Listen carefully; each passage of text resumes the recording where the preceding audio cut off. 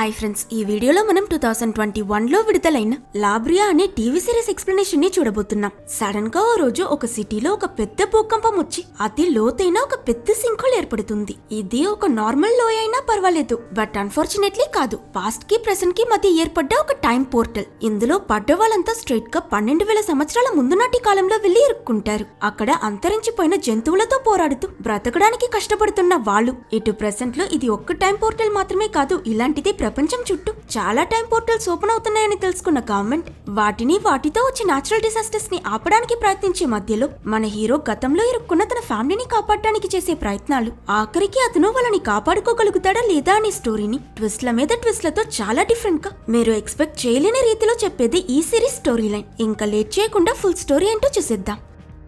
Open చేస్తే మనకి అమెరికాలోని చాలా ఫేమస్ అయిన లాస్ ఏంజలస్ నగరాన్ని చూపిస్తారు. ఎప్పట్లానే ఇది ఒక నార్మల్ రోజు. ఇక్కడి హడావిడైన సిటీ ట్రాఫిక్ మధ్యలో ఇరుక్కున్న ఈ సినిమా హీరోయిన్ ఈవ్ తన కొడుకు జాష్ ఇంకా కూతురు ఈజీని ఇంట్రొడ్యూస్ చేస్తారు. ఇక్కడ కారులో ఒక ఫుల్ ఫ్యామిలీ డ్రామా నడుస్తూ ఉంటుంది. మన హీరోయిన్ టీనేజ్ కొడుకైన జాష్ తన సిస్టర్ ఈజీని సరదాగా టీస్ చేస్తూ ఉంటాడు. ఈజీ కూడా ఏం తక్కువ కాదు, చాలా చురుగ్గా అతనికి సమాధానం ఇచ్చి తన రిప్లైతో జాష్ ని నోస్ కట్ చేస్తుంది. అలా ఆ కాన్వర్సేషన్ మధ్యలో వాళ్ళ ఫాదర్ గవిన్ టాపిక్ వస్తుంది. అతను ఒకప్పుడు ఎయిర్ ఫోర్స్ పైలట్. ఏదో ఒక కారణం వల్ల హీరోయిన్ తో విడిపోయి ఇప్పుడు ఇద్దరు సెపరేట్ గా ఉంటున్నారు. వీళ్ళిలా మాట్లాడుతూ ఉండగా సడన్లీ రోడ్ పై పెద్ద క్రాక్ పడుతూ భూమి భయంకరంగా కదలడం మొదలవుతుంది. భూకంపం వచ్చిందనుకుని హీరోయిన్ వాళ్ళ ఫ్యామిలీ ఇంకా చుట్టుపక్కల ఉన్న వాళ్ళంతా త్వరగా బల్లల్లో నుంచి బయటకు వచ్చి చెరో డైరెక్షన్ లో పరిగెట్టడం మొదలు పెడతారు. బట్ జరుగుతున్నది సాధారణమైన భూకంపం కాదు. రోడ్ లో పడ్డ ఆ క్రాక్స్ అంతా కొంచెం కొంచెంగా పెద్దదై బిల్డింగ్స్, రోడ్స్ అన్ని కుప్పకూలిపోతూ అక్కడ ఒక పెద్ద సింక్ హోల్ లా తయారవుతుంది. మోర్ ఓవర్ ఆగకుండా ఆ సింక్ హోల్ అంటే లోయ మరింత పెద్దదవుతూనే ఉండడంతో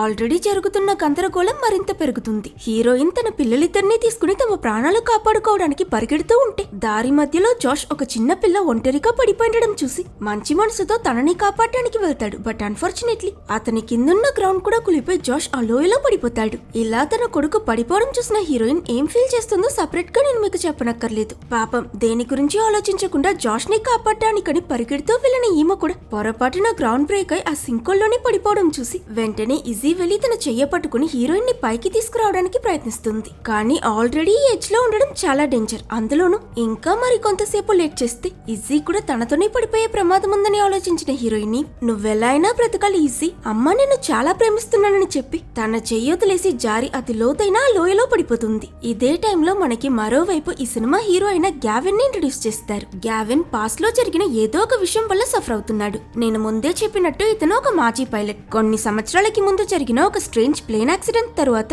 అతనికి అప్పుడప్పుడు చాలా విచిత్రమైన విషన్స్ వస్తూ ఉంటాయి. ఈ విషన్స్ వల్లే అతను తన పైలట్ జాబ్, రెస్పెక్ట్ ఇంకా ఫ్యామిలీ అని అన్నిటినీ కోల్పోయాడు. గ్యావిన్ తన లైఫ్ ని నార్మల్ చేసుకోవడానికి ట్రై చేస్తూ ఫెయిల్ అవుతున్నాడు. అప్పుడే లాస్ ఏంజలస్ లో జరిగిన విపత్తు గురించి న్యూస్ లో టెలికాస్ట్ చేస్తుంటారు. ఇదంతా అక్కడున్న వాళ్ళు షాక్ అయి చూస్తూ ఉండగా మన హీరో గవిన్ కి భయంతో ఉనికిపోతున్న అతని కూతురు ఇసి ఫోన్ చేసి తాను ప్రస్తుతం ఆ సింకోల్ ఏర్పడ్డ చోట్లోనే ఉందని చెప్పి అతన్ని త్వరగా రమ్మని పిలుస్తుంది. విషయం తెలుసుకున్న హీరో గవిన్ కూడా వెంటనే లేట్ చేయకుండా ఆ ప్లేస్ ని చేరుకుంటాడు. ఒకప్పుడు ప్రజల అలకడితో నిండిపోయింది ఆ ప్లేస్ ఇప్పుడు జరిగిన డిసాస్టర్ వల్ల ఖాళీగా ఉంటుంది. ఆ రోడ్ కి మధ్య పెద్ద అతి లోతైన లోయ.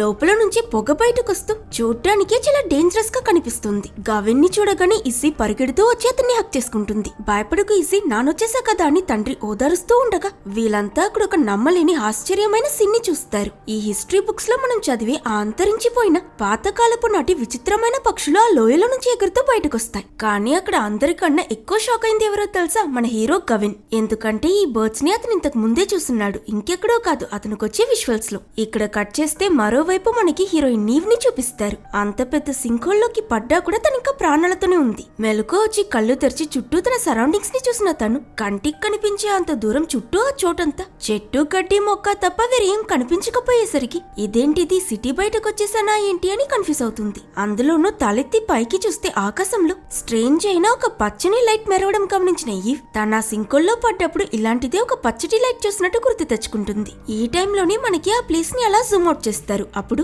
ఈవ్ పక్కనే ఉన్న ఒక పెద్ద రాయి మీద మనిషి లాంటి ఏదో ఒక స్ట్రేంజ్ అయిన యానిమల్ రక్తపు చేతి గుర్తు కనిపిస్తుంది. ఇటు మన హీరోయిన్ ఈవ్ తనెక్కడుందో అర్థం కాక దాని గురించే పెద్దగా ఆలోచించి టైం వేస్ట్ చేయడానికి బదులు తన కొడుకు జాష్ ఎక్కడున్నాడో వెతకడం మంచిదని సర్చ్ మొదలు పెడుతుంది. తన సిక్స్త్ సెన్స్ చెప్పే దారిలో చాలాసేపు నడుస్తూ వెళ్లిన ఈవ్కి దూరంలో నుండి ఎవరో నిప్పంటించినట్టు పొగలేవడం గమనించి ఆ దిశలో నడుస్తూ వెళ్లి ఒక చోట్లో అక్కడ కార్ల శిథిలాలు, సింకోల్లోకి కూలిపోయి పడ్డ బిల్డింగ్స్, అలాగే ఈవ్లాని అందులో పడిపోయిన సర్వైవర్స్ అందరూ ఉండడం గమనిస్తుంది. ఆఖరికి హీరోయిన్ ఈవ్కి తన కొడుకు జాష్ కూడా కనిపిస్తాడు. అతను క్షేమంగా ఉండడం చూసాక కానీ తనకి పోయిన ప్రాణం తిరిగి రాదు. థ్యాంక్ గాడ్ మీకేం కాలేదమ్మా, మీరు సేఫ్ గానే ఉన్నారు కదా అని జాష్ తనని హక్ చేసుకుంటాడు. లక్కీలీ వీళ్ళిప్పుడు ప్రాణాలతోనే ఉన్న ఏదో పేరు తెలియని మారుమూల ప్రాంతానికి టెలిపోర్ట్ అయిపోయారు కదా. ఇక్కడ నుంచి ఎలా బయటపడాలో ఆలోచిస్తూ తమతో చిక్కుకున్న మిగతా సర్వైవర్స్ ని వెళ్లి కలుస్తారు.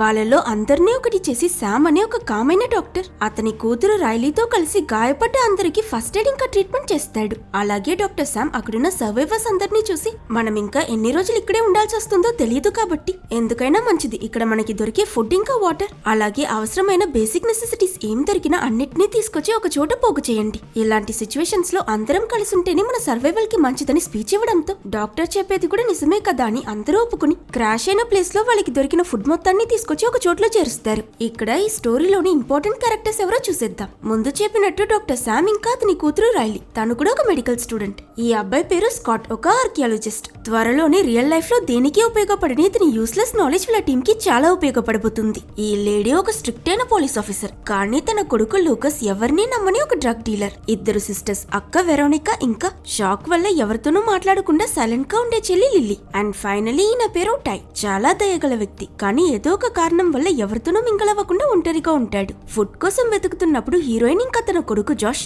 ఆ పోలీస్ లేడీ మాత్రం తను కనిపెట్టిన ఫుడ్ లో సకాన్ని సెపరేట్ గా దాచడం చూసి కోపంగా వెళ్లి అందరం కలిసిమెలిసి పనిచేస్తుంటే మీరు స్వార్థంగా ఇలా చేస్తున్నారేంటని తనని నిలదీస్తారు. హలో, నాతో మర్యాదగా మాట్లాడండి, నేను పోలీస్ ఆఫీసర్ని. లైఫ్ లో మేము నేర్చుకునే ఫస్ట్ రూల్ ఏంటో తెలుసా? ఇంపార్టెంట్ సిచ్యువేషన్స్ లో ఒక్క ప్లాన్ ని మాత్రం నమ్ముకుంటే సరిపోదని. ఒకే చోట్ల మొత్తం ఫుడ్ స్టాక్ చేశాక బై ఛాన్స్ అది ఖాళీ అయిపోయినా లేక ఏదైనా ప్రాబ్లం వచ్చి మొత్తం డ్యామేజ్ అయిపోయినా మనందరి పరిస్థితి ఇంకా కఠినమైపోతుంది. అందుకే నేను వీటిని ప్లాన్ బి గా వేరే చోట్ల స్టోర్ చేస్తున్నాను. అవసరం వచ్చినప్పుడు అందరికీ పంచుతానని తన తరపు న్యాయాన్ని చెప్తుంది. సో వీళ్ళు తనని అపార్థం చేసుకున్నందుకు సారీ చెప్పి తమ పనిపై కాన్సన్ట్రేట్ చేస్తారు. చాలా సేపటి కష్టం తర్వాత మొత్తం ఫుడ్ అంతా పోగు చేసి ఇది ఖచ్చితంగా మనకి కొన్నాళ్ల వరకు సరిపోతుందని వీళ్ళు సంతోషపడే లోపే అక్కడికి ఒక పెద్ద ఉల్ఫ్ చాలా ఆక్రోషంగా వచ్చి వీళ్ళని టార్గెట్ చేసి క్యాంప్ పై అటాక్ చేయడంతో అందరూ చెల్లాచెదరవుతారు. ప్రతి ఒక్కరూ వాళ్ళకి తెలిసిన వాళ్ళతో పక్కనే ఉన్న కార్స్ అన్ని ఎక్కి డోర్ లాక్ చేసుకున్నాక బయట మిగిలిపోయిన మన హీరోయిన్ ఈవ్ ఇంకా తన కొడుకు జాష్ వెంట పడుతున్న ఉల్ఫ్ దగ్గర నుంచి తప్పించుకోవడానికి అతి వేగంగా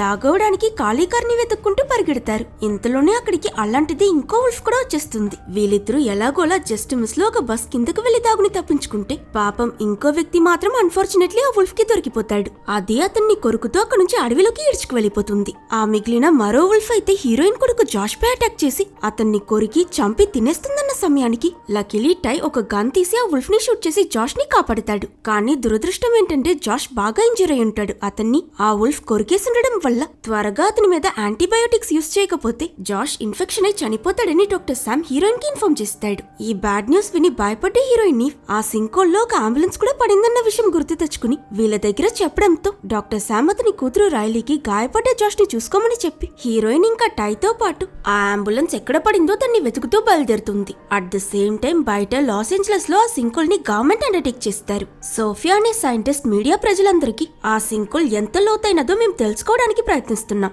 కానీ మోస్ట్ ప్రాబబ్లీ అందులో పడ్డ ప్రజలందరూ మరణించుంటారు. వాళ్ళ బాడీస్ ని రికవర్ చేసి ఫ్యామిలీస్ కి అప్పగించడానికి గవర్నమెంట్ మిలిటరీతో పాటు సాయశక్తిలో ప్రయత్నిస్తున్నామని చెప్పి అనౌన్స్ చేస్తుంది. బట్ ఈ టైంలో ఎవరో ఎక్స్పెక్ట్ చేయని ఒక అన్ఎక్స్పెక్టెడ్ విషయం జరుగుతుంది. మన హీరో గవిన్ ఉన్నాడు కదా, అతనికి మళ్ళీ ఆ విజువల్స్ వస్తాయి. ఈసారి అయితే అతనికి ఆ సింకోల్ లోపల మన హీరోయిన్ పడింది కదా ఆ ఎగ్జాక్ట్ సీన్ కనిపిస్తుంది. షాక్ అయి కళ్ళు తెరిచి ఇది నిజమే అయి ఉంటుందేమో అని ఇజీ దగ్గర మీ అమ్మ చనిపోలేదు, తనింకా ప్రాణాలతోనే ఉంది, నేను చూశానని చెప్తాడు. కానీ ఆఫ్ కోర్స్ ఇజీ అది అస్సలు నమ్మదు. మరోవైపు సోఫియా ఇంకా మిలిటరీ వాళ్ళు ఆ సింకోల్లో ఏం జరుగుతుందో సిచ్యువేషన్ చూడడానికి దాని లోపలికి ఒక డ్రోన్ పంపిస్తారు. కానీ అది బాగా అడుక్కి వెళ్లి గ్రీన్ లైట్ ఫ్లాష్ అయ్యే ఏరియాకి వెళ్ళగాని పూర్తిగా సిగ్నల్ కట్ అయిపోతుంది. సైమల్టేనియస్లీ మన హీరోకి లోపలికి వెళ్లిన ఆ డ్రోన్ క్రాష్ అయిపోయినట్టు మళ్ళీ రియలిస్టిక్ విజువల్స్ రావడంతో వెంటనే పరిగెడుతూ వెళ్లి సోఫియా వాళ్ళని కలిసి ఆ లోయలో పడ్డ వాళ్ళంతా ఇంకా ప్రాణాలతోనే ఉన్నారు, వాళ్ళని కాపాడండి ప్లీజ్. నాకు కొన్ని విజువల్స్ వచ్చాయి, అందులో నేను నా వైఫ్ ని చూసానని చెప్తూ ఉంటే సోఫియా ఇంకా తన పక్కనే ఉన్న ఆఫీసర్ హీరోని పిచ్చాడనుకుని అక్కడి నుంచి వెళ్ళిపోతారు.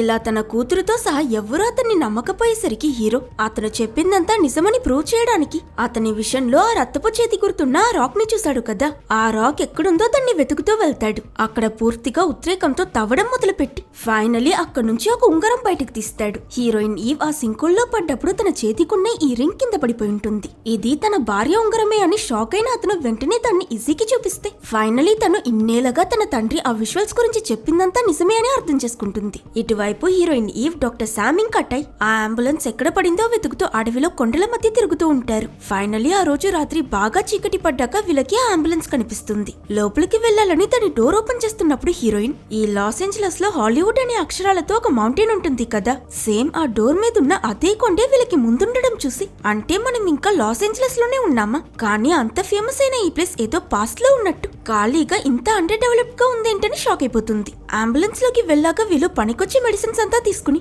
వాళ్ళ బ్యాగ్స్ ని నింపుకుంటూ ఉన్న ఈ సమయంలో అన్ఎక్స్పెక్టెడ్లీ అక్కడికి పెద్ద కొరపలున్న ఒక పులొచ్చి వీళ్ళని అటాక్ చేయాలనుకోవడంతో ముగ్గురు ప్రాణాలకి భయపడి అక్కడి నుంచి పరిగెట్టడం మొదలు పెడతారు. అయినా అనుకోకుండా ఈ చేసిలో మన డాక్టర్ శామ్ కాలు జారి యాక్సిడెంటల్ గా కొండ మీద నుంచి కింద పడిపోతాడు. సో ఈ పులి అతన్ని వదిలేసి హీరోయిన్ ఇంకా టై వెంట పడుతుంది. వాళ్ళు కూడా ఆగకుండా పరిగెడుతూ ఉంటే ఎవరూ ఎదురు చూడనట్టు ఆ పులి గ్రౌండ్ లో ఉన్న ఒక పెద్ద ట్రాప్ లో పడి చనిపోతుంది. ఇది చూసిన హీరోయిన్ ఇంకా టై మనుషులు లేని ఈ ప్రదేశంలో ఇక్కడ ట్రాప్ ని ఎవరు సెట్ చేశారు అంటే వాళ్ళలానే ఇక్కడ వేరే ఎవరో కూడా ఉన్నారని తెలుసుకుంటారు. బట్ ఇప్పుడు దాని గురించి ఆలోచించి వేస్ట్ చేయడానికి టైం లేకపోవడంతో కొండ దిగి కింద పడ్డ డాక్టర్ శామ్ ని వెతికి కనిపెట్టి తమతో తీసుకువెళ్లాలనుకుంటే పాపం కింద పడ్డం వల్ల డాక్టర్ శామ్ బ్యాక్ కి గట్టిగా దెబ్బ తగులుంటుంది. అతను తన టీం ని స్లో చేస్తున్నానని రియలైజ్ అయిన డాక్టర్ శామ్ హీరోయిన్ ని యాంటీబయోటిక్స్ తీసుకుని జాష్ దగ్గరికి తిరిగి వెళ్ళమని చెప్తాడు. నాకు మీరిద్దరూ హెల్ప్ చేస్తూ అంత దూరం వెళ్లాలంటే చాలా సేపు పడుతుంది, కానీ జాష్ దగ్గర అంత సమయం లేదు. సో నా గురించి ఆలోచించకుండా నువ్వు త్వరగా వెళ్ళు ఈవ్,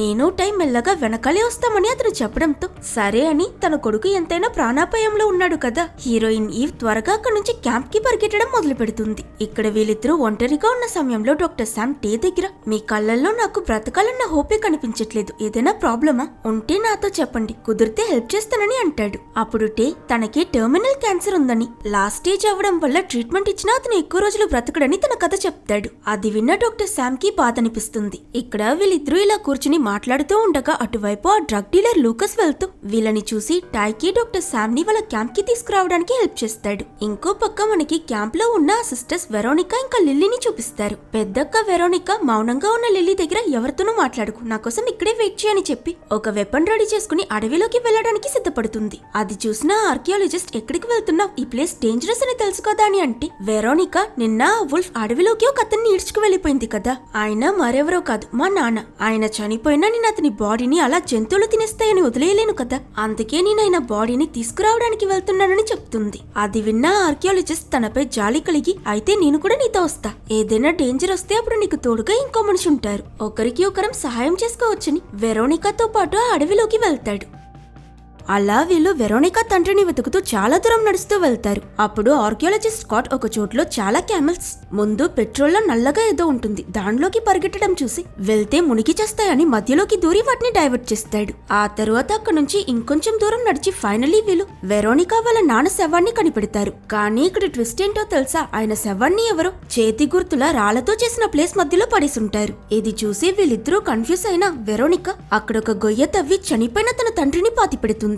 మరోపక్క క్యాంప్ లో హీరోయిన్ ఈవ్ శామ్ కి కావాల్సిన యాంటీబయోటిక్స్ తీసుకొచ్చి డాక్టర్ శామ్ కూతురు రైలీకి ఇస్తుంది. రైలీ జాష్ కి అది ఇంజెక్ట్ చేశాక అతను రికవర్ అవడం మొదలు పెడతాడు. ఇక తన కొడుకు ప్రాణానికి ఎలాంటి ప్రమాదం లేదని తెలుసుకున్న హీరోయిన్ రిలాక్స్ అవుతుంది. వెరోనికా తండ్రిని పాతి పెట్టాక తను ఆ ఆర్కియాలజిస్ట్ క్యాంప్ కి తిరిగి వచ్చేస్తారు. అట్ ద సేమ్ టైం గాయపడ్డ డాక్టర్ శామ్ ని తీసుకుని టై ఇంకా డ్రగ్ డీలర్ లూకస్ కూడా అక్కడికి చేరుకుంటారు. రైలీ తన ఫాదర్ సిచ్యువేషన్ ని చూసి ఏడుస్తూ అతన్ని హక్ చేసుకుంటుంది. అప్పుడు పక్కనే ఉన్న డ్రగ్ డీలర్ లూకస్ ని చూసిన ఈ పోలీస్ ఆవిడ నీ కార్లో డ్రగ్స్ చూశాను, నువ్వు ఇంకా ఈ అలవాటన్ని వదలలేదా, ఎందుకిలా చేస్తున్నావని అతన్ని చెడామెడా తిట్టడం మొదలు పెడుతుంది. తల్లి స్ట్రిక్ట్ అయిన పోలీస్ ఆఫీసర్ అయ్యుండి తన కొడుకే ఇలా డ్రగ్స్ అమ్మితే తనకి మాత్రం కోపం రాదా ఏంటి, దీనివల్లే ఈ తల్లి కొడుకులు ఎప్పుడు గొడవ పడుతూనే ఉంటారు, మీ పని మీరు చూసుకోండి, నా పని నన్ను చేయనివ్వండి, అనవసరంగా నా లైఫ్ లో తలదూర్చాల్సిన అవసరం లేదని లూకస్ కూడా ఆవిడ దగ్గర చాలా రూట్ గా మాట్లాడతాడు. మరోవైపు హీరోయిన్ ఉంగరాన్ని కనిపెట్టాక హీరో సైంటిస్ట్ సోఫియా దగ్గరికి వెళ్లి అది చూపించి జరిగిందంతా ఫ్యాక్ట్స్ తో చెప్పడంతో వాళ్ళు కూడా ఆ రింగ్ ని టెస్ట్ చేసి దానిలో సుమారుగా 10,000 సంవత్సరాలకి ముందు నాటి డస్ట్ పార్టికల్స్ ఉన్నాయని ఇన్వెస్టిగేషన్ లో తెలుసుకుంటారు. అంటే ఆ సింకోల్ భూమిలో ఏర్పడిన జస్ట్ ఒక లోయ కాదు, 10,000 సంవత్సరాలకి ముందు పాస్ట్ లోకి వెళ్లడానికి ఒక పోర్టల్ అని తెలుసుకుంటారు. అప్పుడే సైంటిస్ట్ సోఫియా హీరోకి ఇంకో నిజం కూడా చెప్తుంది. ఇది భూమిలో ఏర్పడిన మొదటి సింకోల్ కాదు, సరిగ్గా 3 సంవత్సరాలకి ముందు ఒక డెజర్ట్ లో కూడా ఇలాంటిదే ఒక సింకోల్ ఏర్పడిందని. గతంలో హీరో ప్లేన్ ఒకటి క్రాష్ అయిందని చెప్పాను కదా, అది కూడా సింకోల్ ఏర్పడ్డ రోజే జరిగిందని. బహుశా దాని వల్లే అతనికి విషన్స్ వస్తున్నాయేమో అని చెప్తుంది. ప్రజలకి ఈ సింకోల్ గురించి తెలిస్తే వాళ్ళు ఆందోళన పడతారని 3 సంవత్సరాలుగా గవర్నమెంట్ ఆ ప్లేస్ ని సీల్ చేసి సీక్రెట్ గా రీసెర్చ్ చేస్తూ వస్తున్నారు. సో ఇప్పుడు వాళ్ళ దగ్గర సింకోల్ లోకి వెళ్లడానికి స్పెషల్ గా డిజైన్ చేసిన ఒక ప్లేన్ ఉంది. ఇంత కష్టం మీద తయారు చేసిన ఈ ప్లేన్ అసలు లోపలికి వెళ్ళగలుగుతుందో లేదో కూడా వీళ్ళకి తెలియదు. ఈ డేంజరస్ అయిన మిషన్ ని లీడ్ చేయడానికి గవర్నమెంట్ లెవీ అనే ఒక టాప్ లెవెల్ పైలట్ ని సెలెక్ట్ చేస్తారు. ఈ లెవీ మరెవరో కాదు, మన హీరో బెస్ట్ ఫ్రెండ్. అతన్ని చూసి చాలా సంతోషపడ్డ హీరో, లెవీ లోపల నా భార్య కొడుకు ఇరుక్కున్నారు, వాళ్ళని ఎలా అయినా కనిపెట్టు, వాళ్ళు ఇంకా ప్రాణాలతోనే ఉన్నారని ప్రతిమాలుతాడు. యాక్చువల్లీ పాస్ట్ లో మన హీరో లెవీ కన్నా తోపైన పైలట్, కానీ ఎప్పుడైతే అతనికి సంబంధమే లేనట్టు విషన్స్ రావడం మొదలు పెట్టాయో హీరో మెంటలీ ప్లేన్స్ నడపడానికి కేపబుల్ కాదని అతన్ని పనిలో నుంచి తీసేశారు. ఇప్పుడు ప్రెసెంట్ లో హీరో లెవీపై అంతులేనంత నమ్మకం చూపించడంతో గిల్టీగా ఫీల్ అవుతున్న లెవీ ఇక్కడ హీరోకి గుండె బద్దలయ్యే నిజం ఒకటి చెప్తాడు. కొన్నేళ్లకి ముందు హీరో బెస్ట్ ఫ్రెండ్ అయిన ఈ లెవీ ఇంకా హీరోయిన్ అఫేర్ పెట్టుకున్నారంట. దానికోసం సారీ చెప్పి మిషన్ కి బయలుదేరుతాడు. హీరోయిన్ అతనికి ద్రోహం చేసిందన్న విషయం నమ్మలేని హీరో ఎలా రియాక్ట్ అవ్వాలో తెలియక అలా షాక్ లో కర్రలా నిలబడి ఉంటాడు. ఇటు లెవీ ఆ స్పెషల్ ప్లేన్ ని తీసుకుని ఆ సింకోల్లోకి తన జర్నీని మొదలు పెడతాడు. మరోపక్క క్యాంప్ లో ఉన్న సర్వైవర్స్ ఇక్కడ ఇరుక్కున్న 2వ రోజు మొదలవుతుంది. ఈ అడవి లాంటి ప్రదేశంలో వాళ్ళ సిచ్యువేషన్ ఎంత వర్స్ట్ గా ఉంటుందో మీరే ఊహించొచ్చు. ప్రస్తుతం వాళ్ళ దగ్గర ఫుడ్ కూడా చాలా తక్కువగా ఉంటుంది. నెక్స్ట్ ఏం చేద్దామా అని వీళ్ళు ఆలోచిస్తూ ఉన్నప్పుడు అనుకోకుండా అక్కడికి పెద్ద ఎలుగుబంటి లాంటి క్రియేచర్ ఏదో ఒకటి వచ్చి క్యాంప్ లోకి దూసుకొచ్చి వాళ్ళ దగ్గర ఉన్న ఫుడ్ మొత్తం తినేస్తుంది. ఆ జంతువుని చూసాకే ఆర్కియాలజిస్ట్ స్కాట్ వీళ్ళందరి దగ్గర అతను ఇంతవరకు కనిపెట్టిన విషయాలన్నీ చెప్తాడు. యాక్చువల్లీ వీళ్ళిప్పుడు చూసిన ఎలుగుబంటి లాంటి జంతువు అంతరించిపోయిన ఒక ప్రీ హిస్టారిక్ యానిమల్ అని, అలాగే నిన్న అతను కొన్ని క్యామెల్స్ ని మునిగిపోనివ్వకుండా కాపాడాడు కదా. కొన్నాళ్ళకి ముందు మా ఆర్కియాలజీ టీం అలాంటివే 10,000 BCకి చెందిన కొన్ని క్యామెల్ ఫాసిల్స్ ని కనిపెట్టాం. సో ఓవరాల్ గా చూస్తే మనం అందరం ఇప్పుడు ఎలాగో పాస్ట్ కి టైం ట్రావెల్ అయ్యామని చెప్తాడు. అంటే వీళ్ళని కాపాడడానికి పోలీసు రెస్క్యూ టీమ్ ఇక్కడికి రాలేరు. సో ఈ పెద్ద పెద్ద జంతువులు అంతు తెలియని ప్రదేశంలో ఆది మానవుడిలా అన్ని మొదటి నుంచి వీలే చేసుకోవాలి. ఇప్పుడు ఉన్న ఫుడ్ కూడా పోవడంతో సర్వైవర్స్ హంట్ చేయాల్సిన పరిస్థితి వస్తుంది. హీరోయిన్ టై, ఆ పోలీస్ లేడీ ఇంకా తన డ్రగ్ డీలర్ కొడుకు నలుగురు కలిసి తినడానికి ఏమైనా దొరుకుతుందేమో చూడ్డానికి అడవిలోకి వెళ్తారు. బట్ అన్ఫార్చునేట్లీ ఇక్కడ వీళ్ళకి మళ్ళీ ఒక ఎలుగుబంటి ఎదురవుతుంది. దాని దగ్గర నుంచి తప్పించుకోవడానికి వీళ్ళు పరిగెడుతూ దాంతో ఫైట్ చేస్తూ చివరికి నలుగురు వెళ్లి ఒక చిన్న చీకటి గుహలో దాగుంటారు. ఆ ఎలుగుబంటి వెళ్లిపోయాక ఇక్కడ నుంచి బయటకు వెళ్లిపోదామని వీలనుకున్నా ఆ ఎలుగుబంటి లోపలికి రావడానికి ఆ ప్లేస్ ని గుద్దడం వల్ల అనుకోకుండా రాలిరిగి ఆ కేవ్ ఎంట్రన్స్ పూర్తిగా కవర్ అయిపోతుంది. ఇప్పుడు వీళ్ళంతా అక్కడ చిక్కుకుపోయి ఇక తప్పించుకోలేమని హోప్ పోతూ ఉన్నప్పుడు అక్కడ ఒక చిన్న అండర్ వాటర్ ప్యాసేజ్ ఉండడం చూసి దీన్ని ఫాలో చేస్తూ వెళ్తే బయటకు వెళ్లే మార్గం దొరుకుతుందని, ఆ ప్యాసేజ్ చివర్లో ఒక చిన్న లైట్ రావడం చూసి నీళ్లు చల్లగా ఉంటే బ్రతకడమే ఇంపార్టెంట్ అని అతి కోల్డ్ అయిన వాటర్ లోకి దూకి మరోవైపుకి వస్తారు. బట్ ఇక్కడ వీళ్ళు ఎక్స్పెక్ట్ చేయని ఒక షాకింగ్ సైట్ వీళ్ళకి కనిపిస్తుంది. చేతిలో గన్ పట్టుకునున్న ఒక మనిషి అస్థి పంజరం అక్కడ పడి ఉంటుంది. అతని బట్టలు చూసి మనం ఇతను కూడా వీళ్ళలానే ఫ్యూచర్ నుంచి వచ్చాడని అర్థం చేసుకోవచ్చు. అంటే మనలానే ఇంతకు ముందు మనుషులు పాస్ట్ కొచ్చి ఇరుక్కున్నారని, ఇక్కడ నుంచి తప్పించుకోలేక ఇతను గన్తో తనని తాను షూట్ చేసుకుని చనిపోయాడని, మేబీ ఫ్యూచర్ లో ఇతనిలానే వీళ్ళ పరిస్థితి కూడా హోప్లెస్ గా మారిపోవచ్చని భయపడతారు.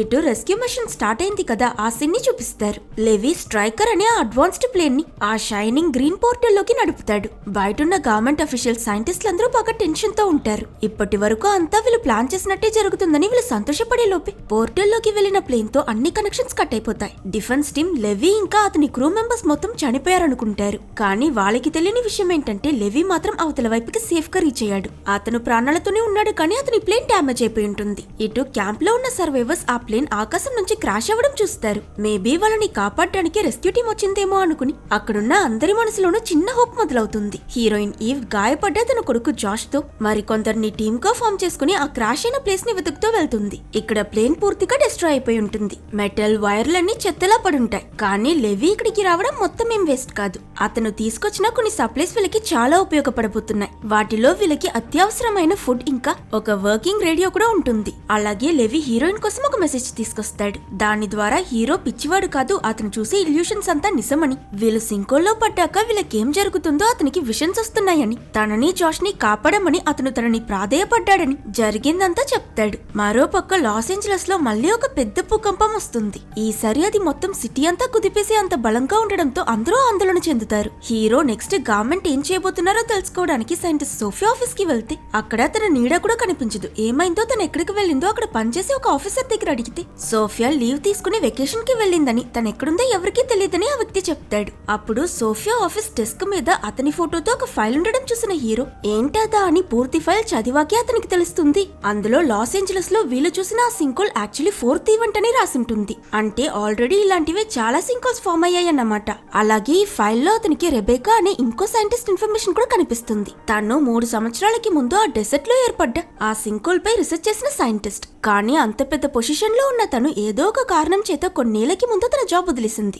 ఇదంతా చదివిన హీరోకి వీళ్ళు బయటకు చెప్పేదానికన్నా ఈ విషయంలో పెద్ద సీక్రెటే ఏదో దాగుందని అర్థమవుతుంది. అదేంటో తెలుసుకోవడానికి అతను సోఫియాని కలవాలనుకుంటాడు. ఇంకో పక్క 10,000 BCలో ఉన్న సర్వైవర్స్ పోరాటం ఇంకా టఫ్ అవుతుంది. అక్కడున్న వాళ్ళందరూ భయం, ఆకలి ఇంకా తమ ఫ్యూచర్ గురించిన డౌట్స్ తో నిండిపోయి ఉంటారు. చివరికి వీళ్ళ మధ్య వీళ్ళకి మిగిలిన ఫుడ్ కోసం ఒక పెద్ద గొడవ జరుగుతుంది. స్టార్టింగ్ లో మనం చూసిన ఆ యూనిటీపై ఇప్పుడు వాళ్ళలో వాళ్ళే కొట్టుకోవడం మొదలు పెడతారు. కానీ ఇంతలో అక్కడికి ఒక డెత్ అయినా వచ్చి వీళ్ళపై అటాక్ చేసి వీళ్ళ దగ్గర ఉన్న చివరి ఫుడ్ ని కూడా లాక్కుంటుంది. దీని వల్ల వీళ్ళంతా మరింత డెస్పరేట్ సిచ్యువేషన్ కి వెళ్తారు. ఇకపై ఫుడ్ కోసం వాళ్ళు హంటింగ్ చేయడం ఒక ఆప్షన్ కాదు. హంటింగ్ చేయకపోతే ఖచ్చితంగా ఆకలితో చేస్తారని లైఫ్ అండ్ డెత్ మ్యాటర్ అయిపోతుంది. వేటాడాలనుకునే వీళ్ళ మొదటి అటెంప్ట్ పెద్ద ఫెయిల్ అవుతుంది. ఈ బాధలో వీళ్ళంతా ఉంటూ ఉన్నప్పుడు ఇక్కడ శామ్ పరిస్థితి చాలా సీరియస్ అవుతుంది. ఒక జంతువు చేసి చేయడం వల్ల కొండ మీద నుంచి పడి బ్యాక్ ఇంజరీ అయింది కదా. ఇప్పుడు ఆ గాయం పెరిగి అతను తన కాలుని కూడా కదపలేకపోతున్నాడు. దీనివల్ల డాక్టర్ శామ్ కూతురు రైలీ ఏం చేయాలో తెలియక చాలా యాంగ్షియస్ గా ఉంటుంది.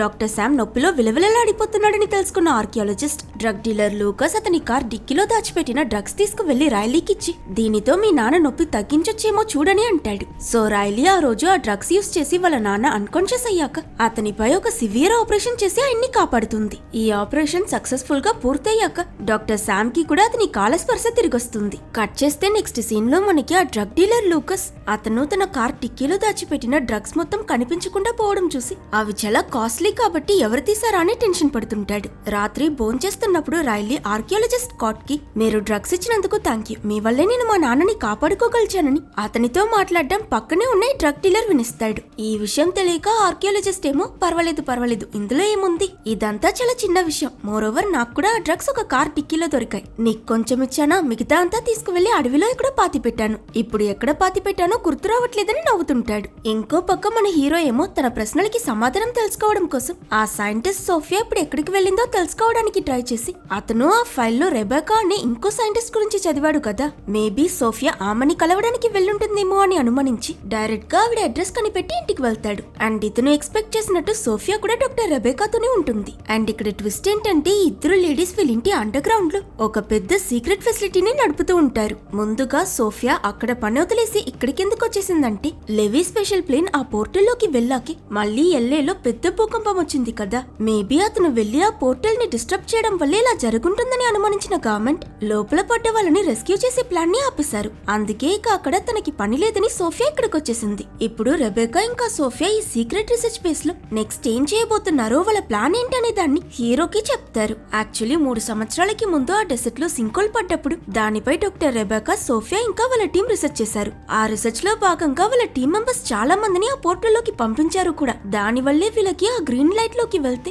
పాస్ట్ లోకి టెలిపోర్ట్ అవ్వచ్చని తెలిసింది. కానీ లోపలికి వెళ్లిన వాళ్ళు తిరిగి వచ్చే లోపు ఈ పోర్టల్ క్లోజ్ అయిపోవడంతో వెళ్ళిన వీళ్ళ టీం మెంబర్స్ అందరూ దురదృష్టవశార్థం అక్కడే ఇరుక్కున్నారు. ఇలా ఒక్కసారిగా దేశంలోని టాప్ రీసెర్చ్ టీం ని కోల్పోయిన గవర్నమెంట్ ఆ సింకోల్ పై వీళ్ళు చేసే రీసెర్చ్ ని ఆపేశారు. కానీ అటువైపు ఇరుక్కున్నది వీళ్ళ టీం మెంబర్స్ మాత్రం కాదు, వీళ్ళ బెస్ట్ ఫ్రెండ్స్ కాబట్టి డాక్టర్ రెబేకా తన జాబ్ రిజైన్ చేసి ఎవరికీ తెలియకుండా ఇక్కడికి వచ్చి ఈ 3 సంవత్సరాలలో ఒక అద్భుతమైన స్పెషలైజ్డ్ ప్లేన్ ని తయారు చేసింది. ఇది నడపడానికి వీళ్ళకు ఒక పైలట్ కావాలి కాబట్టి హీరో వీళ్ళతో పాటు ఈ మిషన్ లో జాయిన్ అవుతాడా అని వీళ్ళు అడగగాని తన ఫ్యామిలీని కాపాడుకోవడానికి అవకాశం దొరికిందని వెంటనే హీరో ఒప్పుకుంటాడు. ఇటు లేవి వచ్చినప్పుడు ఒక రేడియో తీసుకొచ్చాడు కదా, దాని ద్వారా వీళ్ళున్న ప్లేస్ కి కొంచెం దూరం నుంచి ఏదో ఒక సిగ్నల్ రావడం చూసి ఆ ప్లేస్ కి వెళ్తే వీళ్ళు ఫ్యూచర్ వాళ్ళతో కాంటాక్ట్ అయ్యి ఇక్కడ నుంచి తప్పించుకోవచ్చని హోప్ వచ్చి సిగ్నల్ వచ్చే మార్గంలో వాళ్ళ ప్రయాణాన్ని మొదలు పెడతారు. ఇక్కడ లెవీతో పాటు మన హీరోయిన్ ఈవ్, తన కొడుకు కొడుకు జాష్, డాక్టర్ శామ్ కూతురు రైలీ, డ్రగ్ డీలర్ లూకస్ ఇంకా ఆర్కియాలజిస్ట్ వెళ్తుంటారు. అప్పుడు లైన్ లో వెనక నడుస్తూ ఆ డ్రగ్ డీలర్ మన ఆర్కియాలజిస్ట్ దగ్గర, నువ్వు కారులో నుంచి కొన్ని డ్రగ్స్ తీసావు కదా, అవి నావే, అవెక్కడ పెట్టావో చెప్పు, లేకపోతే నేను ఎలా చంపుతానో నాకే తెలియదని బెదిరిస్తాడు. దానికి పాపం ఈ ఆర్కియాలజిస్ట్, నేను అడవిలో డ్రగ్స్ ఎక్కడో పాతిపెట్టా, కానీ ఎక్కడో మర్చిపోయానని చెప్తాడు. అఫ్ కోర్స్ ఇతను గుర్తులేదన్న మాత్రాన లూకస్ నమ్మేస్తాడా ఏంటి? అవి చాలా కాస్ట్లీ, మర్యాదగా చెప్పని తన్ని కార్నర్ చేస్తాడు. ఇలా వీళ్ళంతా నడుస్తూ చాలా దూరం వెళ్లి ఫైనలీ ఆ సిగ్నల్ వచ్చే చోటుని రీచ్ అవుతారు. ఇక్కడే వీళ్ళకి ఒక నమ్మలేని సర్ప్రైజ్ ఉంటుంది. అక్కడ ఒక పెద్ద గేట్, దాన్ని దాటుకుని లోపలికి వెళ్తే ఏదో గ్రామంలో చిన్న చిన్న గుడిసెలతో చాలా ఇల్లు ఉంటాయి. 12,000 సంవత్సరాలకి ముందు ఇంత డెవలప్ అయిన ప్లేస్ అని వీళ్ళంతా షాక్ అయి వీళ్ళకి ఎవరూ కనిపించకపోవడంతో అందరూ ఇద్దరిద్దరుగా డివైడ్ అయ్యి ఆ ప్లేస్ లో వాళ్ళకి సిగ్నల్ ఎక్కడి నుంచి వస్తుందో వెతకడం మొదలు పెడతారు. హీరోయిన్ ఇంకా లెవీ ఒక వైపు, డ్రగ్ డీలర్ ఇంకా ఆర్కియాలజిస్ట్ ఇంకో వైపు, లాస్ట్ గా హీరోయిన్ కొడుకు జాష్ ఇంకా రైలీ ఇంకో డైరెక్షన్ లో వెళ్తారు. అక్కడ హీరోయిన్ తను ఫస్ట్ ఆ పోర్టల్లో ఈ కాలంలోకి పడినప్పుడు పక్కనే రాయి మీద ఒక రక్తపు చేతి గుర్తు చూసింది కదా, ఇప్పుడు సేమ్ అలాంటి సింబలే అక్కడున్న ఒక ఇంటి మీద ఉండడం చూసి లెవీతో పాటు లోపలికి వెళ్లి చూస్తే అక్కడ ముందులోనే పెద్ద చేతి గుర్తులో అరేంజ్ అయి ఉన్న రాళ్ల మధ్య ఫ్యూచర్ నుంచి వచ్చిన ఎవరో ఒక అతని శవం పడుంటుంది. ఈయనెవరని హీరోయిన్ కన్ఫ్యూజ్ అవుతున్నప్పుడు పక్కనే ఉన్న లెవీ ఒక గ్రూప్ ఫోటో తీసి ఈ వ్యక్తి అందులో ఉన్నాడా అని చెక్ చేస్తాడు. ఇక్కడే అతను 3 సంవత్సరాలకి ముందు డెసర్ట్ లో పడ్డ సింకోల్ ద్వారా ఇక్కడికొచ్చి ఇరుక్కున్న ఆ రీసెర్చ్ టీమ్ గురించి హీరోయిన్ కి చెప్తాడు. ఈ ఫోటో వాళ్ళది. అండ్ లెవీ ఎక్స్పెక్ట్ చేసినట్టు ఈ చనిపోయిన వ్యక్తి ఇంకెవరో కాదు, ఆ సైంటిస్ట్లలో ఒక అతని. మరోవైపు ఆ డ్రగ్ డీలర్ లూకస్ ఆర్కియాలజిస్ట్ దగ్గర నా డ్రగ్స్ ఎక్కడా అని అడుగుతూ ఇద్దరికి మధ్య గొడవ పెద్దదై ఫైట్ చేయడం మొదలు పెడతారు. బట్ వీళ్ళ దురదృష్టం ఏంటంటే ఇంతసేపు మాయమైపోయిన ఆ విలేజెస్ సరిగ్గా ఈ టైంలో అక్కడికొచ్చి కష్టం లేకుండా చాలా ఈజీగా వీళ్ళిద్దరిని పట్టుకుంటారు. మరోవైపు జాష్ ఇంకా రైలీని కూడా విలేజెస్ చూసేస్తారు. వాళ్ళ దగ్గర నుంచి తప్పించుకోవడానికి వీళ్ళిద్దరూ పరిగెడుతూ ఆ ఊరి చివరున్న ఒక చిన్న లోయలోకి వెళ్లి దాక్కుని జస్ట్ మిస్ లో జాష్ ఇంకా రైలీ ఎస్కేప్ అవుతారు. అట్ ద సేమ్ టైం ఇటు హీరోయిన్ ఇంకా లెవీకి కూడా ఏదో తప్పు జరుగుతుందనిపించి అలర్ట్ అయి అక్కడి నుంచి పారిపోదామని చూస్తే అనుకోకుండా విలేజెస్ ఆ గ్రామం మొత్తాన్ని సరౌండ్ చేయడంతో వీళ్ళిద్దరూ పరిగెడుతూ దాగవడానికి పక్కనే ఉన్న ఒక గదిలోకి దూరుతారు. బట్ అక్కడ ఆ రూమ్ లో చాలా మంది చిన్నపిల్లలు ఉంటారు. వీళ్ళు ఒకరిని ఒకరు చూస్తే ఇక్కడ షాక్ లో ఫ్రీజ్ అయి ఉంటే మరోవైపు ఆ విలేజెస్ కట్టిపడేసున్న డ్రగ్ డీలర్ ఇంకా ఆర్కియాలజిస్ట్ లక్కీలీ వాళ్ళ దగ్గర ఉన్న ఒక లైటర్ తీసి చేతికి కట్టపడున్న తాళాన్ని కట్ చేసుకుని అక్కడి నుంచి బయటపడతారు. ఇటు పిల్లలున్న రూమ్ లో ఇరుక్కున్న హీరోయిన్ ఇంకా లెవీని అక్కడున్న ఐసక్ అనే ఒక చిన్న పిల్లాడు విలేజెస్ కి తెలియకుండా సీక్రెట్ గా బయటకు తీసుకొచ్చి గోడలో ఉన్న ఒక చిన్న గ్యాప్ ద్వారా వాళ్ళకి తప్పించుకోవడానికి సహాయం చేస్తాడు.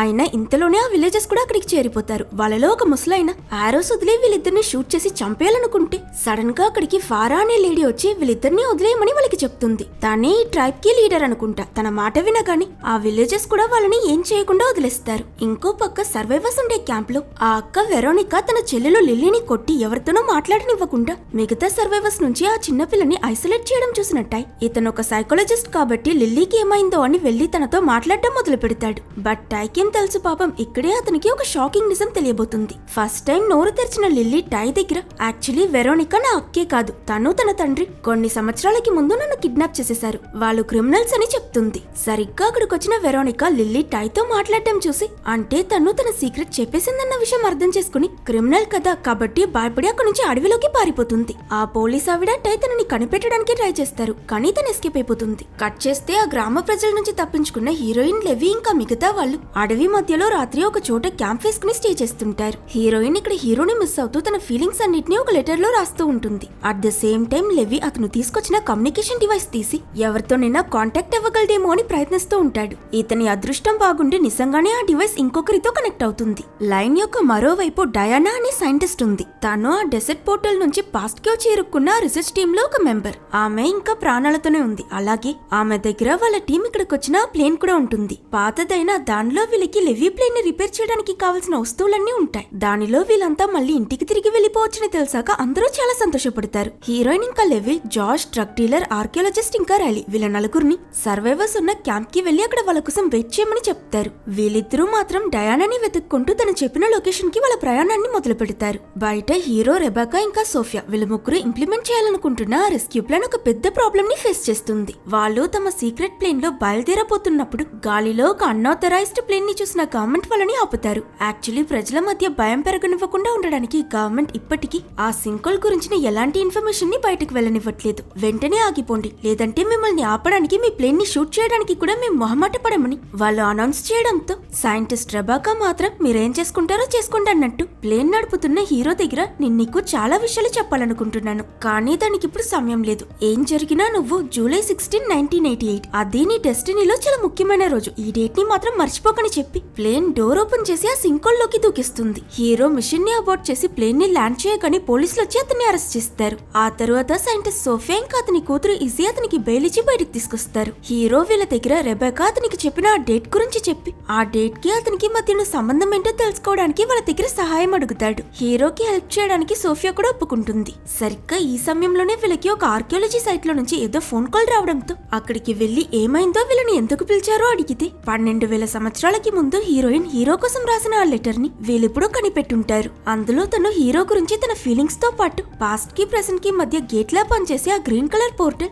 కొంచెం కొంచెంగా చిన్నదవుతుందని, ఇంకో నాలుగులో పూర్తిగా మాయమైపోతుందని రాసుంటుంది. బట్ ఈ లెటర్ తో పాటు ఆర్కియాలజిస్ట్ అక్కడ ఒక క్రాష్ అయిన ప్లేన్ ని కూడా కనిపెడతారు. ఇది లెవి ఆ పోర్టల్ లోకి తీసుకువెళ్లిన స్పెషల్ ప్లేన్. ఇందులో చనిపోయిన చాలా మంది ప్యాసింజర్స్ స్కెలిటన్స్ ఉంటాయి. ఈ విషయం తెలుసుకుని హీరోతో సహా అక్కడున్న వాళ్ళంతా చాలా షాక్ అవుతారు. ఇక్కడ టై ఒంటరిగా పారిపోయిన వెరోనికాకి ఏమైందో అని తన కోసం వెతుకుతూ తన తండ్రి సమాధి దగ్గరికి వెళ్తే లకీలీ అతను ఎక్స్పెక్ట్ చేసినట్టు వెరోనికా అక్కడే ఉంటుంది. టై తనని ఓదారుస్తూ మీ నాన్న లిల్లీని కిడ్నాప్ చేసినప్పుడు నువ్వు కూడా చిన్నదానివి, లీగలీ నువ్వు అంత పెద్ద తప్పేం చేయలేదు, నువ్వు భయపడక్కర్లేదని తనకి కంఫర్ట్ ఇచ్చి క్యాంప్ కి తీసుకువెళ్లాలనుకుంటాడు. కానీ టైని నమ్మని రెబెకా అతన్ని తలపై కొట్టి అన్కాన్షియస్ చేసి అక్కడి నుంచి మళ్ళీ అడవిలోకి మాయమైపోతుంది. మరో సైడ్ లో హీరోయిన్ ఈవ్ ఇంకా లెవి ఒక టఫ్ జర్నీ తర్వాత డయానా ఉన్న ప్లేస్ ని రీచ్ అవుతారు. తను పాపం లాస్ట్ 3 years గా ఒంటరిగా జీవిస్తూ లోన్లీనెస్ వల్ల బాగా ఎఫెక్ట్ అయి ఉంటుంది. తనతో వచ్చిన సైంటిస్ట్ల టీమ్ లో ప్రస్తుతం తను మాత్రమే ప్రాణాలతో ఉంది. బట్ లకీలీ నిజంగానే డయానా దగ్గర లెవి ప్లేన్ ని రిపేర్ చేయడానికి కావాల్సిన వస్తువులన్నీ ఉంటాయి. వీళ్ళు తనని వాళ్ళకి అవసరమైన వస్తువులన్నీ తీసుకుని క్యాంప్ కి తిరిగి వస్తారు. కానీ ఇక్కడే వాళ్ళు ఒక కఠినమైన పరిస్థితిని ఎదుర్కొంటారు.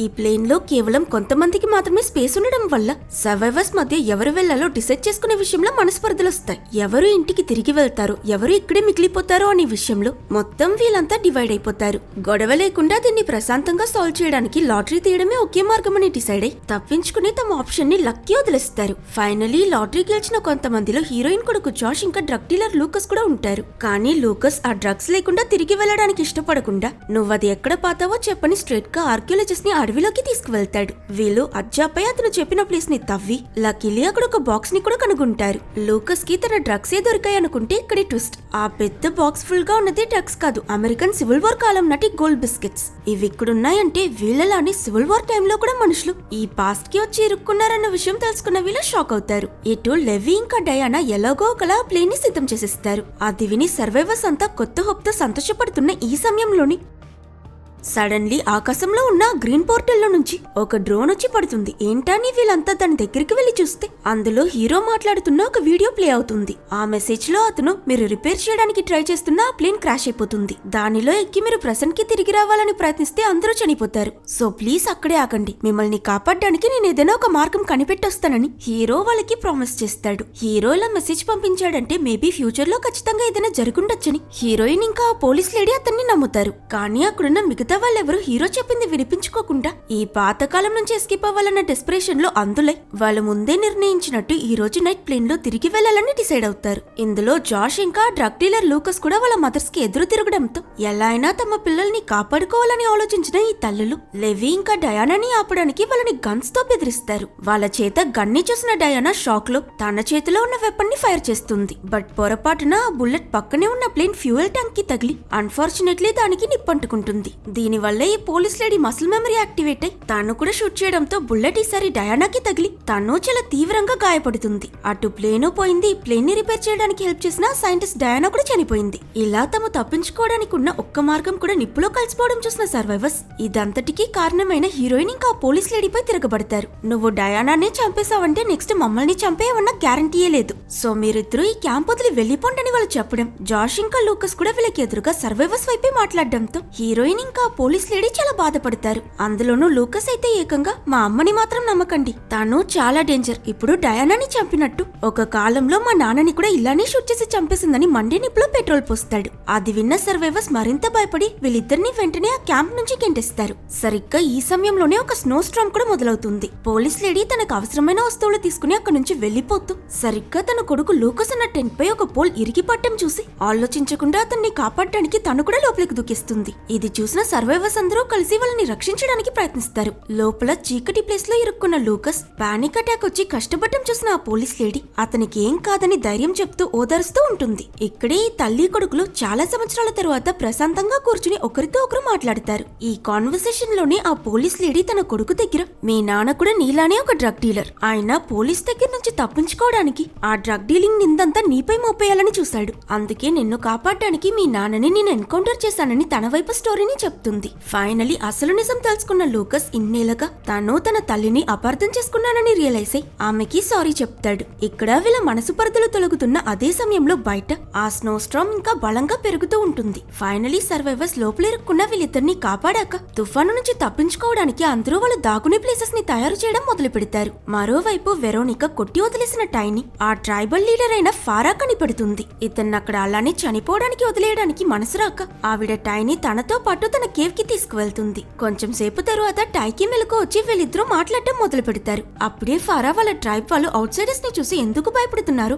వాళ్ళ హిస్టరీని తనకి చెప్తుంది. వీళ్ళలా ఆకాశంలో ఉన్న ఆ పోర్టల్ నుంచి పడే మనుషుల్ని వీళ్ళు స్కై పీపుల్ అని పిలుస్తారు. 100 years కి ముందు వార్ టైం నాటి మనుషులు ఇక్కడికి వచ్చాక వాళ్ళేం ఆలోచించకుండా చాలా ఆక్రోషంగా వీళ్ళ గ్రామస్తుల్ని చంపడం మొదలు పెట్టారు. తమ వాళ్ళు చాలా మందిని కోల్పోవడం వల్లే అప్పటి నుంచి స్కై పీపుల్ మీద వీళ్ళకి నమ్మకం పోయి చాలా డిఫెన్సివ్ అయిపోయారని చెప్తుంది. మరోవైపు హీరో రెబెకా చెప్పిన డేట్ గురించి ఇన్వెస్టిగేట్ చేసి ఒక ఇంట్రెస్టింగ్ అయిన విషయాన్ని తెలుసుకుంటాడు. సోఫియా సహాయంతో అతను తన పాస్ట్ ని రీసెర్చ్ చేసి అతను సరిగ్గా ఈ డేట్ లోనే అడాప్ట్ అయ్యాడన్న విషయం తెలుసుకుంటాడు. హీరోకి అతని పేరెంట్స్ ఎవరో తెలియదు, అడాప్ట్ అవ్వడానికి ముందు అతని మెమరీస్ ఏవి గుర్తులేవు. సో ఆ డైరెక్షన్ లో వీళ్ళు ఇన్వెస్టిగేట్ చేసినప్పుడు అతను సరిగ్గా జూలై 16, 1988 లో ఒక చర్చ్ పక్కన 12 సంవత్సరాల అమ్మాయితో దొరికాడన్న విషయం తెలుస్తుంది. ఇది విని సర్ప్రైజ్ అయిన హీరో ఆ అమ్మాయి ఎవరో తెలుసుకోవడానికి తనని వెతుక్కుంటూ వెళ్తాడు. తన పేరు ఎల్లా, తను ఒక ఆర్టిస్ట్. తన ఇంట్లో ఒక స్కల్ప్చర్ ని చూసిన హీరో అతనికి వచ్చే పాతకాలపు నాటి విషన్స్ లో ఇలాంటిదే ఒకటి చూసినట్టు గుర్తు తెచ్చుకుని షాక్ అవుతాడు. పాస్ట్ లో ఉన్న హీరోయిన్ వాళ్ళు ఆ గ్రామంలో వాళ్ళు కలిసిన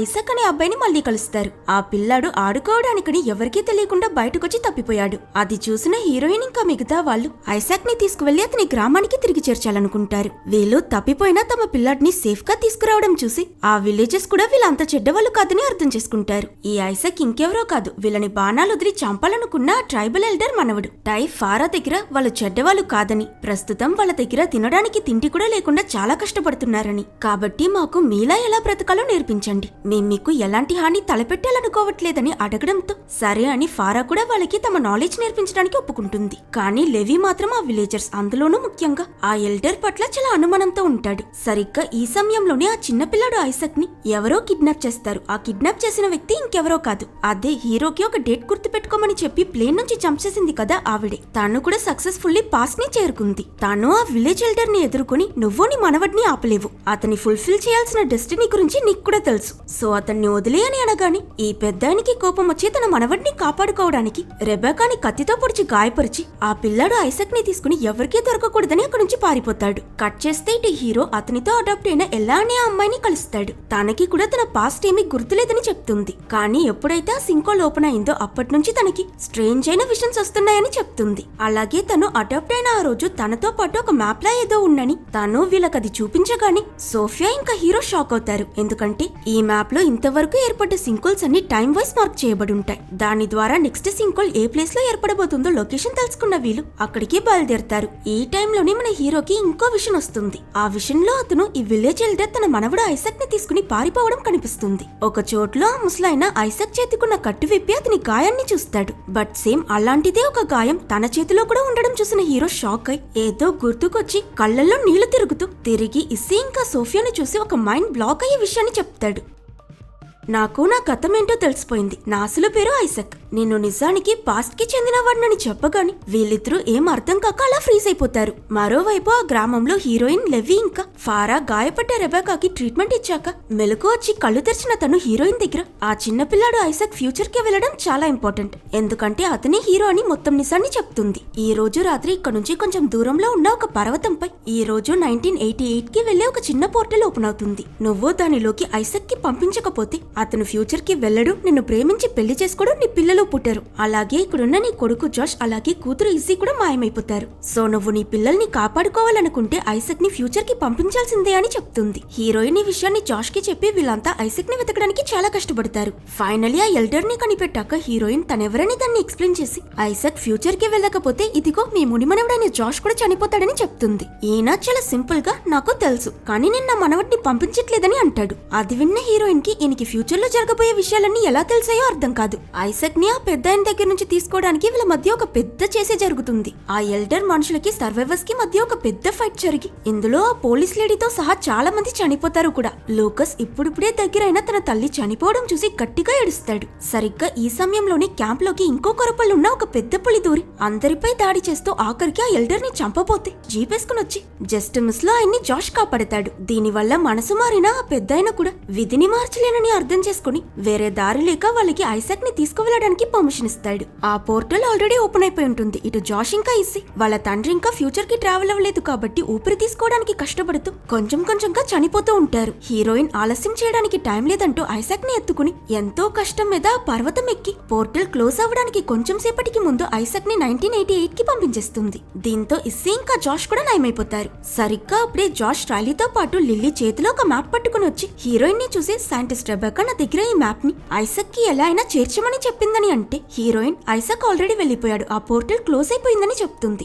ఇది నమ్మలేని లిల్లీ జాష్ ఇంకా రైలీతో ఆ పోర్టల్ దగ్గరికి వెళ్లి చూస్తే అది నిజంగానే చిన్నగా క్లోజ్ అయిపోయి ఉండడం చూసి తను బాధపడుతూ ఉండగా అనుకోకుండా నెక్స్ట్ సెకండ్ అది బ్లింక్ అయినట్టు పెద్దదై లిల్లీ జాష్ ఇంకా రైలీ ముగ్గురిని తనలోకి లాక్కుంటుంది. తన కొడుకు పోర్టల్లో మాయమైపోవడం చూసిన హీరోయిన్ చాలా భయపడుతుంది. ఇటువైపు హీరోతో అడాప్ట్ అయిన అమ్మాయి ఎల్లాకి తన పాస్ట్ గుర్తుకొచ్చి నా అసలు పేరు లిల్లీ, నేను మీతో పాటు పాస్ట్ కి వస్తానని చెప్తుంది. తను సైంటిస్ట్ సోఫియా ఇంకా హీరో ముగ్గురు నెక్స్ట్ సింకోల్ ఓపెన్ అయిన ప్లేస్ కి వెళ్లి ఎక్కువ ఆలోచించకుండా అందులోకి దూకిస్తారు. కట్ చేస్తే నెక్స్ట్ సీన్ లో వీళ్ళంతా పాస్ట్ లో ఒక బీచ్ పక్కన కళ్ళు తెరుస్తారు. మరోవైపు కత్తిపోటీకి గురైన సైంటిస్ట్ రెబెకా తను అర్జెంట్ గా ఒక ప్లేస్ ని రీచ్ అవ్వాలని ఆర్కియాలజిస్ట్ ని తీసుకుని అడవి మధ్యలో ఉన్న ఒక ప్లేస్ కి వెళ్తుంది. దాన్ని ఆశ్చర్యంతో చూస్తున్న ఆర్కియాలజిస్ట్ ఈ కాలంలో ఇలాంటి బిల్డింగ్ ఇక్కడికెలా వచ్చిందని షాక్ అయితే రెబెకా నవ్వుతూ దీన్ని నేను ఐసాక్ తాతైన ఎల్డర్ సృష్టించాం, నిజం చెప్పాలంటే ఈ సింకోల్స్ అన్ని నేను చేసిన ఒక పొరపాటు వల్లే జరుగుతున్నాయని చెప్తున్నట్టు చూపించి ఈ సిరీస్ ని ఎండ్ చేస్తారు. ఒకవేళ మీకు ఈ వీడియో నచ్చితే లైక్ చేసి సబ్స్క్రైబ్ చేసుకోవడం మర్చిపోకండి.